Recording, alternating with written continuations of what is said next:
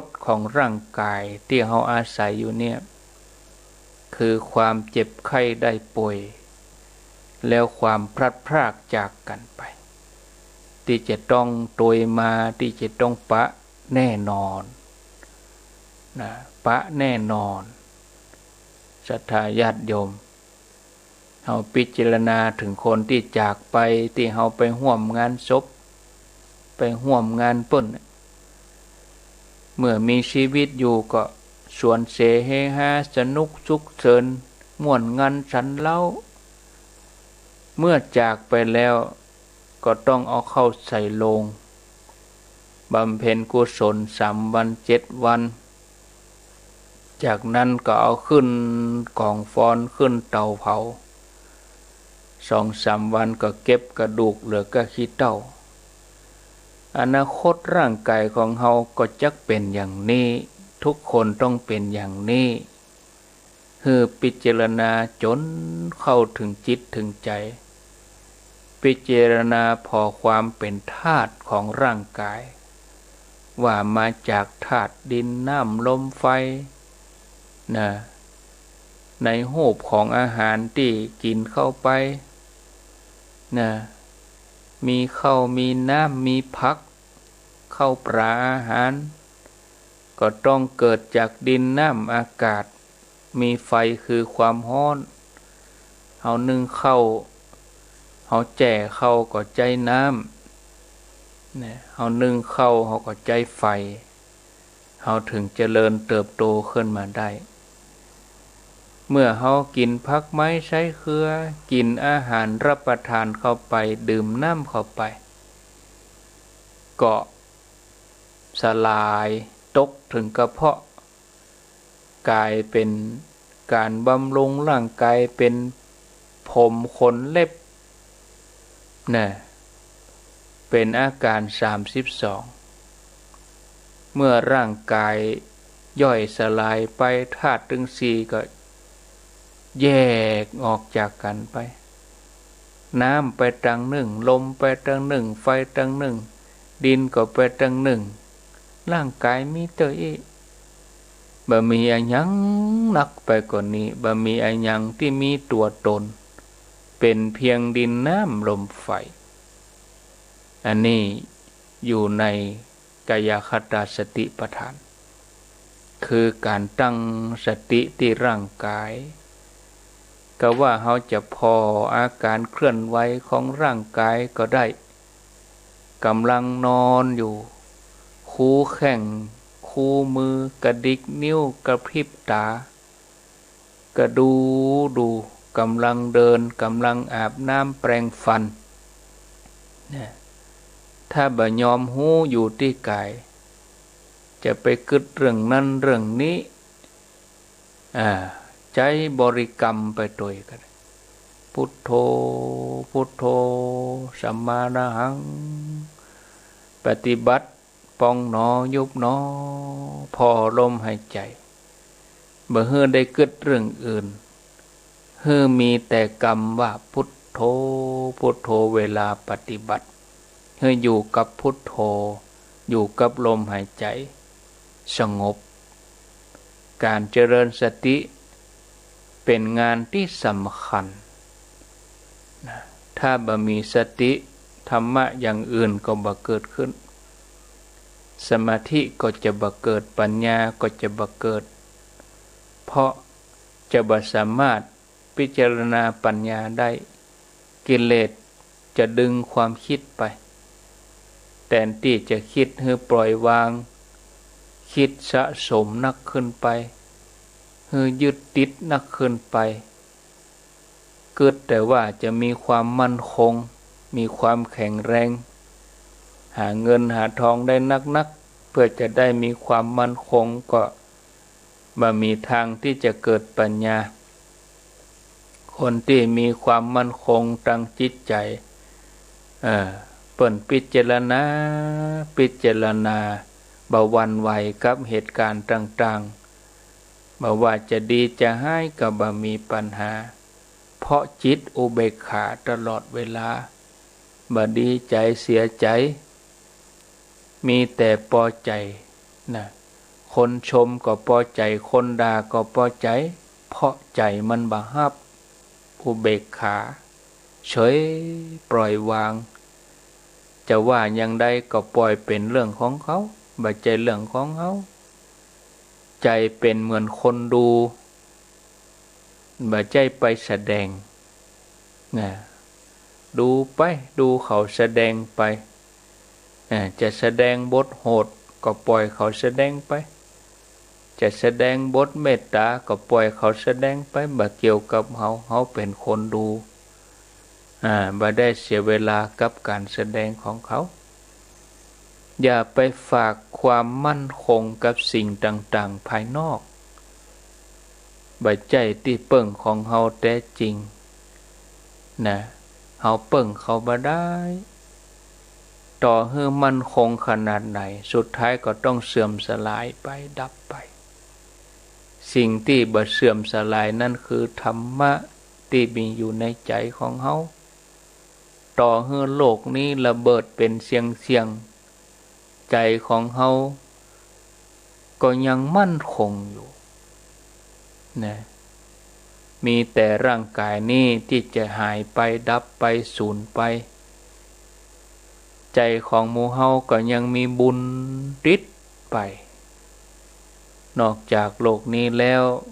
ก็ยังมีโลกอื่นให้ได้เกิดแถมก่อนบัดยังอันแล้วพระพุทธเจ้าเพิ่นจะมาตรัสรู้มาสอนธรรมแก่สัตวโลกแก่เวนยสัตว์เป็นกัปเป็นกันได้อย่างไรโลกนี้บ่ได้มีอายุยืนยาวนานเป็นกัปเป็นกันแสดงว่าต้องมีโลกอื่นที่มีมนุษย์อยู่ได้แต่เฮาบ่สามารถติดต่อกันได้ต่ออันเอาตั้งหลายอยู่กันคนละที่ถ้าเฮามีโทรศัพท์เฮาไปฮู้ใจเทคโนโลยีสมัยใหม่ใจโทรศัพท์จิตที่ฝึกมันยิ่งกว่านี้ละเอียดคลื่นจิตนี่มันยิ่งกว่านี้จิตนี่สามารถไปถึงโลกอื่นได้อย่างรวดเร็วแวบเดียวไม่ต้องไปเสียเวลาจำเลขจำเบอร์แป๊บไปเลยเพราะจิตบ่ได้ขึ้นอยู่กับความกว้างความยาวบ่ได้ขึ้นอยู่กับระยะทางจิตไปด้วยกระแสของความรู้พระองค์ทรงตรัสว่าเพียงแต่ยื่นแขนออกก็ถึงแล้วอย่างเฮาคู่ข้อศอกเนี่ยเฮาเหยียดออกไปหู้แล้วถึงแล้วเพียงคิดแป๊บถึงกรุงเทพจิตไปถึงแล้วแต่ร่างกายเฮาต้องใจเวลายังประเด็นนี้อาตมาอยู่นาทีหนึ่งถึงบ้านญาติโยมแล้วแต่ถ้าเฮาจะเดินทางนี่หลายชั่วโมงกว่าจะไปถึงหลายนาทีเทคโนโลยีก็ย่นมาหน่อยย่นระยะทางเอาเสียงไปถึงญาติโยมที่บ้านแต่ถ้าจิตปฏิบัติคมกว่านี้เวยกว่านี้แป๊บเดียวเหมือนเฮานึกแป๊บเดียวเรื่องของจิตก็เลยเป็นเรื่องที่เฮาควรจะมาฝึกปฏิบัติถ้าบ่ได้ศึกษาบ่ได้ปฏิบัติก็บ่ฮู้เมื่อบ่ฮู้ก็หลงอยู่กับร่างกายที่จะต้องแก่เจ็บตายไปว่าเป็นตัวของเฮาก็เลยว่าจิตนี่เป็นสิ่งวิเศษบ่แก่บ่เจ็บบ่ตายแต่ถูกความหลงหลอกล่อให้ไปยึดกับร่างกายบ่กองร่างกายเป็นอะไรยังจิตมันก็จะเป็นไปด้วยศรัทธาญาติโยมท่านทั้งหลายอันนี้มันพิจารณาเนาะพอแล้วพอสมควรเวลา 3:50 นาทีโอ้เวเหมือนกันไผที่ปฏิบัติอยู่ก็คลายออกจากสมาธิแล้วก็แผ่เมตตา ตัวเองร่างกายตัวเองโรคภัยไข้เจ็บสรรพสัตว์เปื้อนร่วมโลกด้วยกันสัตว์ต่างๆมนุษย์ทั้งหลายแผ่ไปเรื่อยๆจากตัวเฮาคนรอบข้างเฮา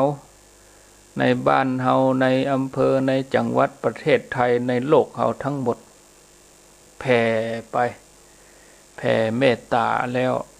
ก็คลายออกจากการปฏิบัติก็อนุโมทนากับทุกท่านทุกคนตอนนี้ไปท่านไหนคนไหน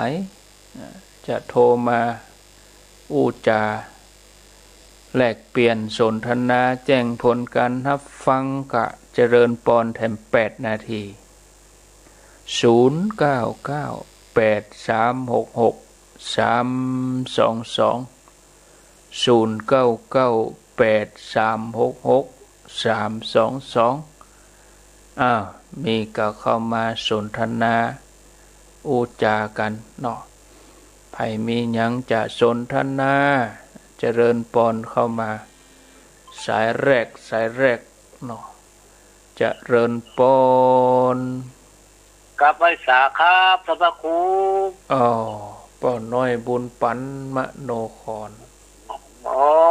ปัจจตังเจ้านี่ชัดเจนดีชัดเจนชั่วโมงแป๊บเดียวเลยเว้ยเนาะเหมือนกับ5 นาทีฟังพระครูชั่วโมงเลยเว้ยแป๊บเดียววันลิสาบูรุษาตุบารมีของท่านเนอะและพระครูครับผมฟังเพลินไปเนาะครับเพลินไปฟังไปท่านพระครูแต่บอกค่อยได้โทรติดตามตลอดครับเป็นกำลังใจท่านพระครูด้วย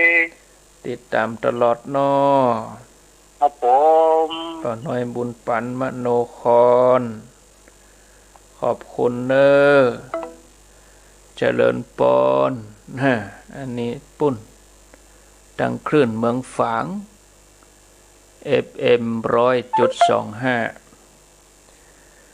0998366322เจริญปอนไว้สาเจ้ายายอ้วนเจ้าฟังแต่เจ้าแล้วเด้อชัดเจนดีเจ้ายายอ้วนสันขวางลูกเจ้ายายอ้วนแต่เจ้าลูกเขาแต่ว่ากูเปิดใหม่กับลูกดีแล้วกะเนอะอนุโมทนาเจ้าไว้บุญกำบุญจูยายอ้วนเจริญปอนเจริญปอนเจริญสุขสายต่อไป0998366322โอ้แต่บอกว่าจะฟันฝ่าอุปสรรคโทรหากันเนี่ยนะเนาะโอ้อันนี้อนุโมทนาเจริญปนสาเจ้าท่านพระครูแม่บัวเกตเจ๊กะแม่จันติดเจ้าเกตกะลามเจ้าโทรหาหลายเสียมันชนกันข้อความอยู่ให้ละฝากข้อความคือติดสายอื่นเจ้ามันติดสายอื่นแม่ฟังตลอดเนาะเจ้าฟังตลอดเจ้าท่านพระครูเพิ่นก็ฟังนะเข้าใจง่ายดีเจ้าหลวงพ่อพระครูสันติเจติยากรนะหลวงพ่อเพิ่นฟังตลอดได้ไปไหนได้ไปไหนเหมือนกันเจ็ดตัวมันแรกตัวเพิ่นอะไรเจ้าอดเอามันลดลงพ่องแล้วหรอเจ้าเหลือ20 ปลายละเจ้าสิ้นเดือนนี้คงจะมีมันเสี่ยงไปก่อนเข้าวัดสาไม่ได้กินตาลม่วนๆเนาะเจ้านั่งปฏิบัติกันที่ว่าของหายไปหมดตั้งแต่วัดนี่เนาะเกิดขึ้นตั้งอยู่ดับไปแม่เดี๋ยวมันก็หมดไปนะโมทนาช่วงมันตั้งอยู่นะฮะต้องอดทนขันติ 0998366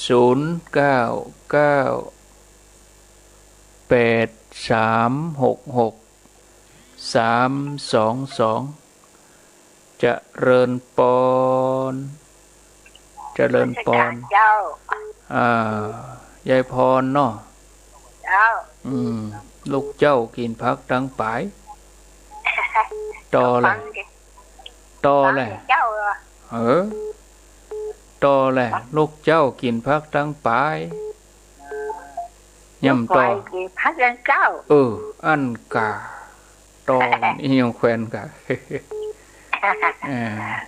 ก็คือมันรับเด้อแหว่ก็ไม่เป็นยังกะก็ฟังมันเป็นธรรมะขายเกียรตินั่นแหละน่ากะไม่เป็นยังฟังงั้นรับอิ่มรับเต็มก็ดีแล้วนะรับอิ่มเฮียสดชื่นเนี้ยกินดีทายดีเอาแล้วเด้อเท่าละยับเป็นติดนั่นแล้วก็รับต่อดีแล้วกะลืมเอาไปแล้วดีว่ะได้ยินเขาครูออกโอ้จับพอดีเจ้ายินดีเนอะยายพรเจ้ายายพรลองวัวแดงสันกำแพง0998366322เจริญปอนทดแม่วิอินชมเมิงเจ้าฟังว่าพูดตลอดเด้อลูกเจ้าแม่ฟังว่าพูดชัดเจนวันนี้นะวันนี้ใส่เจ้าเนาะลูกเจ้าได้หลายลูกโมทนายกย้ายไปไหนตึงได้เลยเอาไว้ที่บนที่นอนเนี่ยถ้าย้ายก็รับมาได้ยินแล้วทั้งหูฟังที่ไหนคลื่นยังแม่ก็น้ำมันหลวงแดนดินถิ่นล้านนาเนาะจ้าโมทนาเนอจ้าอ้อยสาจ้าก็เตือนต่อฟังคือตนคือองค์จ้ะสาธุ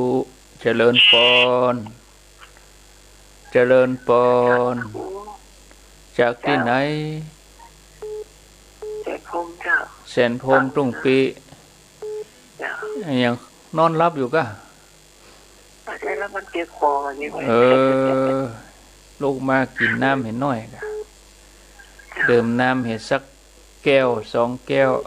นะกินน้ำอุ่นทั้งวันน้ำอุ่นล้างลำไส้โมทนาสาธุเอาละตึกที่นี่ก่อนเนาะพอสมควรเวลาตุลุงโอเปิ้นมารอก็เดี๋ยวฟังตุลุงโอต่อไปอาตมาลาศรัทธาไว้เพียงเท่านี้ก่อนญาติโยมเนอะต่อไปก็จะเป็นรายการธรรมะภาคภาษาไตใหญ่เนาะ